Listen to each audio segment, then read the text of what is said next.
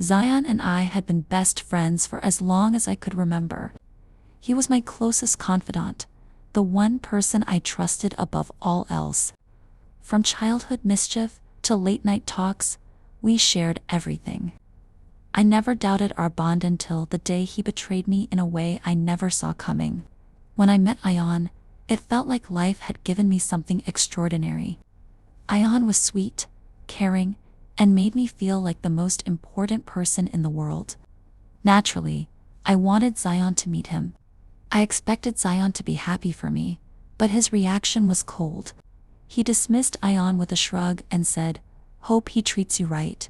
His tone anything but supportive. At first, I thought Zion just needed time to adjust. Our friendship had been built around the two of us, and maybe he was feeling left out. But over time, his comments became sharper. "Are you sure he's good enough for you?" he'd ask. "Or don't you think you're rushing into things?"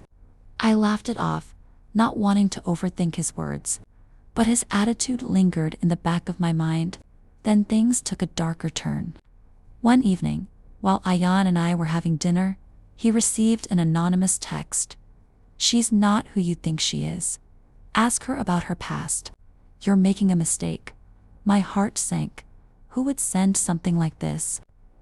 Ion tried to reassure me, but I could see the doubt flicker in his eyes. At first, I blamed a random troll or a jealous ex. But Ion said something that left me uneasy. Could it be Zion? I immediately dismissed the idea.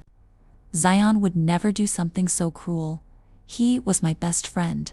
But then I started noticing things. Zion seemed overly interested in my relationship, asking questions like, "Does Ion get mad at you?" Or, "Are you sure he's the one?" The doubt gnawed at me. To test him, I told Zion about a fake weekend getaway Ion and I were planning. That night, Ion received another anonymous message. "She's using you for your money. Don't fall for it." I felt my chest tighten. The timing was too perfect. It had to be Zion. Shaking, I called him. "Zion, are you the one sending those messages to Ion?" There was a pause before he laughed coldly.